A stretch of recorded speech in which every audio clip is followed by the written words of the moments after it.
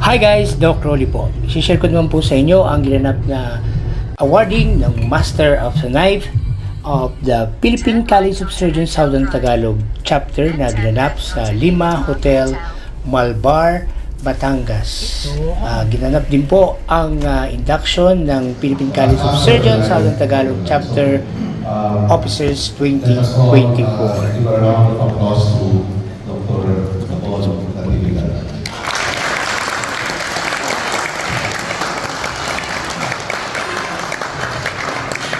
PCS STC President Dr. Michael to present the award to the Master of the Knife Award. The Master of the Knife, in recognition of his exemplary and meritorious service in the chapter, in the leadership and competency and outstanding performance, signed by myself as President and Dr. Aranda as Vice President of PCS STC. Congratulations, sir. This is the Master of the Knife Award. The PCS, the Philippine College of Surgeons, especially the Southern Tagalog chapter. Many of you I have known since we were students or co-residents. I witnessed your transformation into very skilled and competent specialists and subspecialists. So much so, I am now your student. Others I have known since my residence days. They're here. Dr. Capo, Dr. Rojas. They were my co-residents. I was there over my second fellowship. So to you, my colleagues and betters, because a lot of you are my better, I humbly and wholeheartedly accept this award. I am simply overjoyed to be recognized. Balisong. Balisong. And probably even the past president, who is our very own Dr. So. We will now integrate everything. Integrate UHC. Ano yung mga ginagawa sa UHC? We are now coming up with a cost of surgical care. Kasi Tingnan natin, kasi nag-usap kami ni namin kanina, whether we like it or not, ang Philippine College of Surgeons, pinatern sa American College of Surgeons, boarding structure, organization, lahat. Ang ating gobyerno, pattern din halos sa Amerika. Your leadership. Now it's really a hallmark of the facilitating the international organization to be able to address the needs of the general surgeon now. Kailangan ko ba talaga? But then as time would go in, I was invited and I love the collegial spirit within the PCS. All work together and be united, be as one. Thank you. So, thank you, Dr.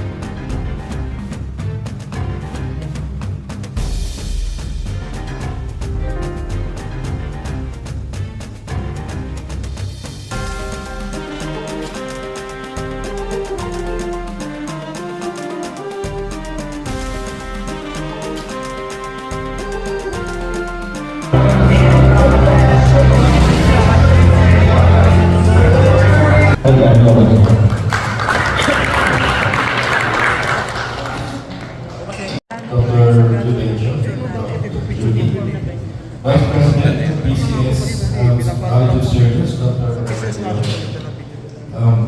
Secretary PCS, Dr. Davidas. And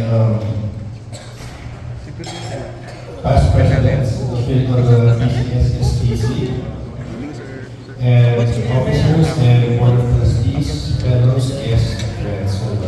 Good evening. Now, as chair of the National Committee of LMS, we continue to share our experiences of LMS at the national level.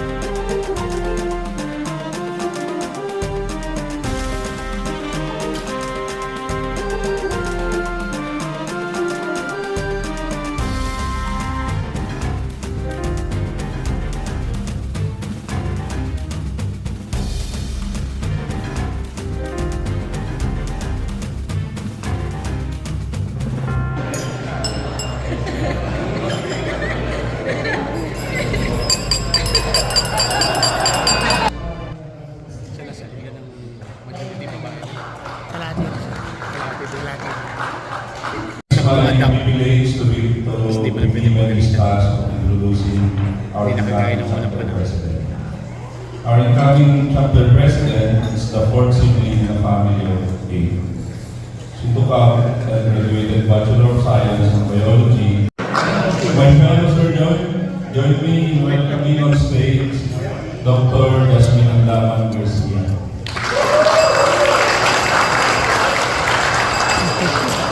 Yung audience. Hindi ko po any reception po ito. Good evening. Tonight has been made special because of the presence of the Philippine College of Surgeons National Officers, headed by our President, Dr. Reyes, Secretary of the Floor, Vice President Dr. Marasigan, Board Secretary Dr. Rodney Duvitas, your desire for this institution to continue personifying the highest standards of excellence, integrity, and service to the practice of surgery. Please allow me to take some time to acknowledge the ones who helped me make this happen.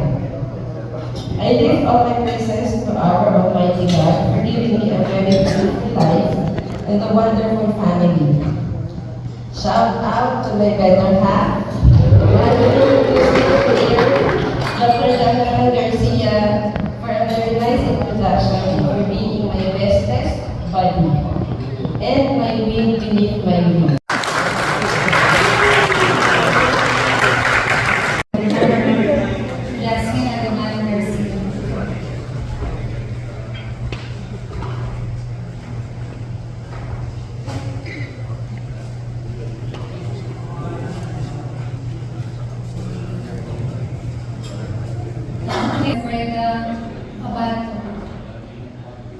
Quezon, Jonathan M. Garcia, Jerome Tahin.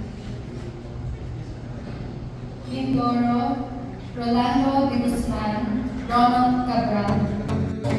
Bangladesh have been duly elected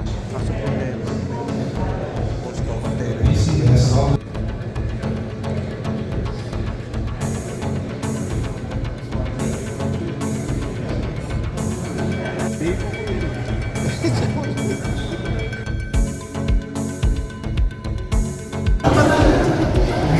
So thank you for the introduction. And again, greeting everyone, good evening to Dr. Loenko, the meeting, the Past President, to Dr. Justin Daman, the newly inducted first female president of the Southern Tagalog.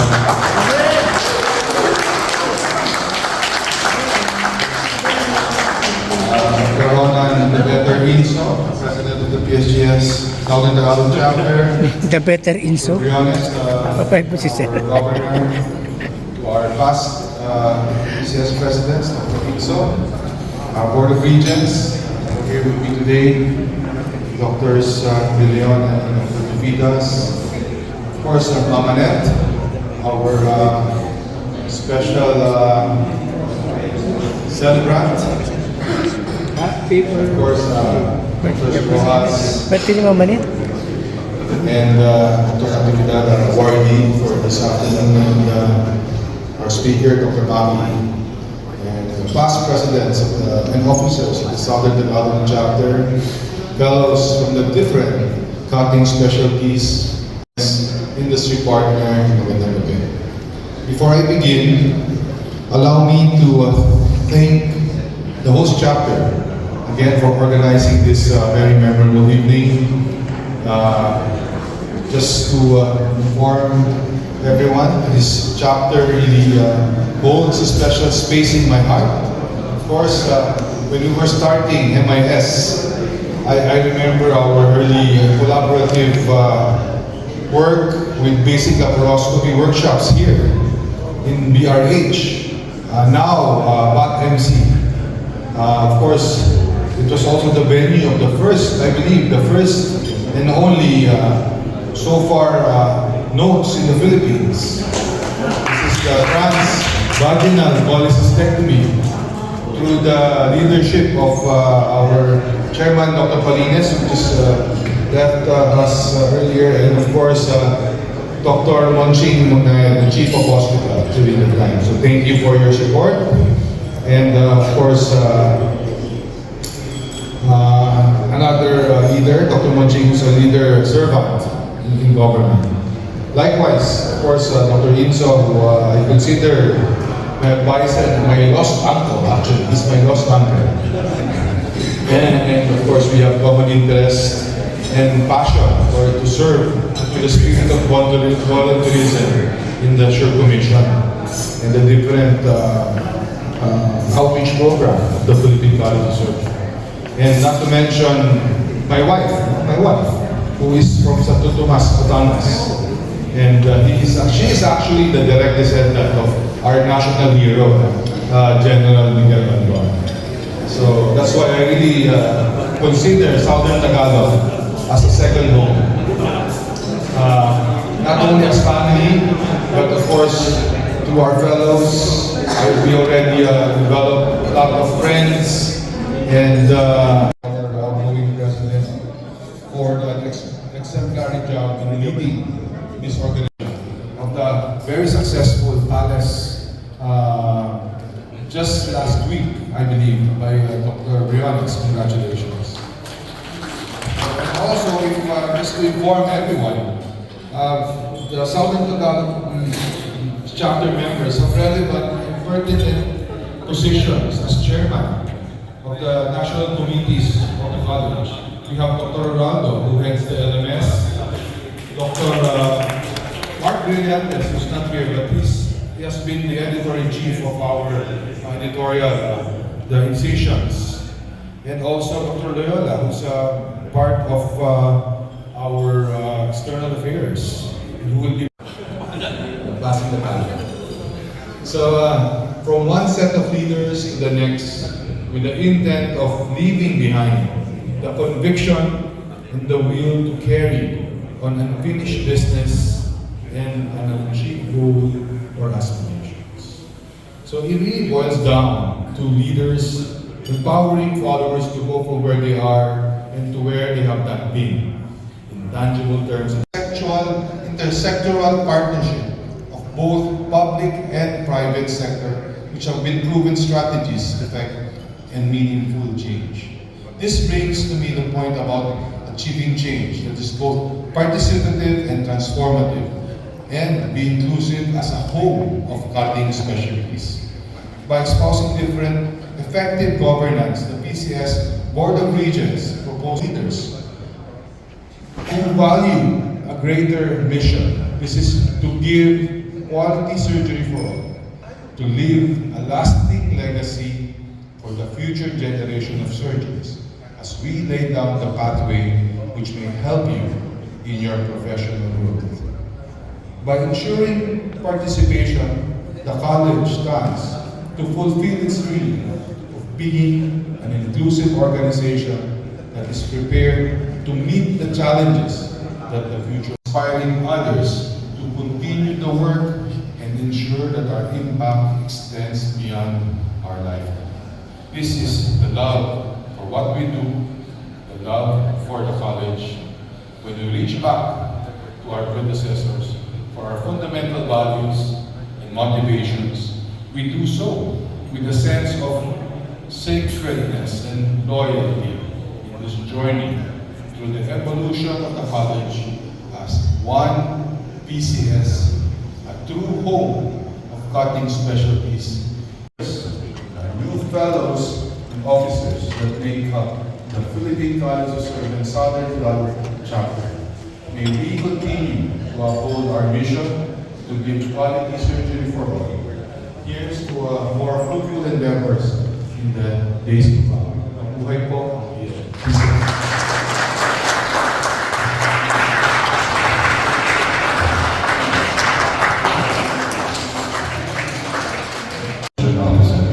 Given this birthday in February, given by Lima Park Hotel, signed by me as PCS President, STC President, and Dr. Asmin and Vice President. Those are my paper for you from PCS. Membership Committee of the PCS Southern Tagalog, I would like to present to you our newly inducted fellows.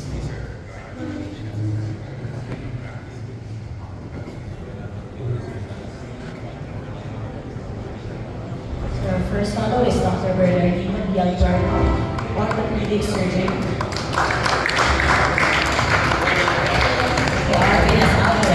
Urology.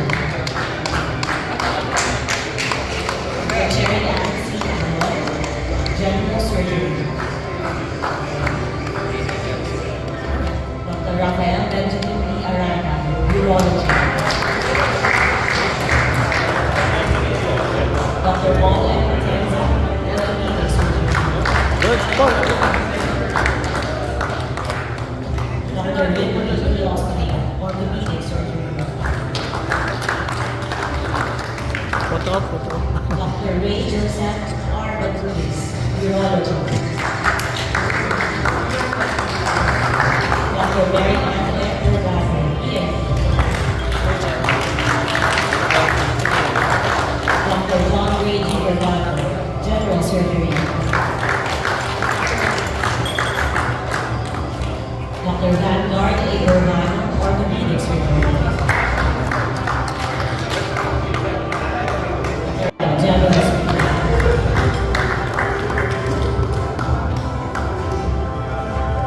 Dr. Eric Rudels, Dr. Ray Antonio L. Garcia, orthopedic surgery.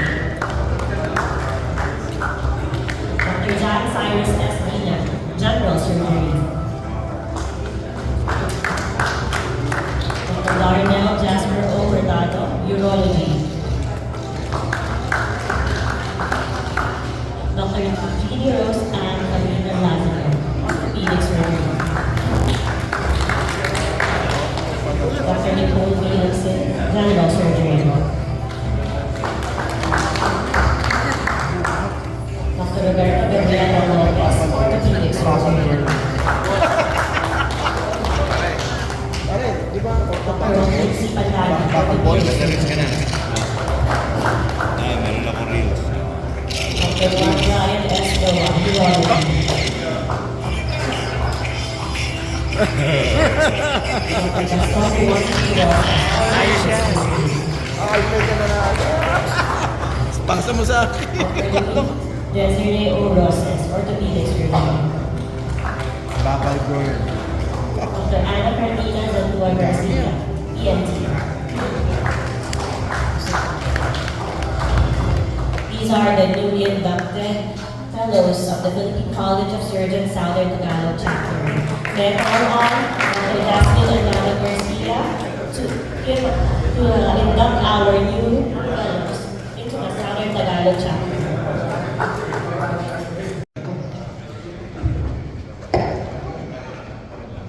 Fellowship Pledge of the Philippine College of Surgeons. I pledge myself sa Tagalog chapter. This check, Of the PCS STC, Dr. Ronald Chris Inso. Hi. Hello, good evening. Masay Conducting Officer, Dr. Juvi. Maraming salamat po. To our Vice President, Dr. Roel Leon. To our honorable guests, Dr. Manuel Rojas, Dr. Patrick Failona, and to our Master of the Life Morning, Dr. Gabriel Natividad. Maraming salamat po. Thank you also to all our past PCS STC President in attendance, Dr. Palines, Dr. Magdaye, Dr. Insogen, Dr. Ocampo, Dr. Bunyo, Dr. Rolly Reyes, Dr. Berberabe, Dr. Loraldo, Dr. Quasay, Dr. Palacol, Dr. Matic, Dr. Dacumos, Dr. Loyola, Dr. Briones, and to our immediate past President, Dr. Mike Lawenco, for your leadership and unwavering support and guidance to the chapter. Thank you to our fellow officers, board directors, and PCS fellows from our subspecialty societies and our other cutting specialties, our inductees, and all fellows of the PCS STC, and to our partners and sponsors for today's activity. And last but certainly not the least, thank you to our STC Secretariat, Ma'am Ethel Romero. Maraming salamat po sa inyo. Indeed, it has been a very productive event here in Lima Park Hotel, and we truly believe that in these events, not only our camaraderie, friendship, and partnership strengthen, it is also here where we invigorate our pride and honor of being a fellow of the Philippine College of Surgeons. And of course, our PCS National Executive Secretary, Ma'am Annette Tolentino, let us all sing her a happy birthday. Happy birthday to you. Happy birthday to you. Happy birthday, happy birthday. Happy birthday to you. One more time. Happy birthday to you. Happy birthday to you. Happy birthday, happy birthday, happy birthday to you. Happy birthday, Kamanel. Happy birthday, po. Take it inside. The Southland of heroes in history, men with courage and lineage, specialty surgery, Batangas, Cavite, Laguna, is a Mindoro. We are here to serve people and community. Be a fellow, step up to see part of the future in history, and a vision and compassion, specialty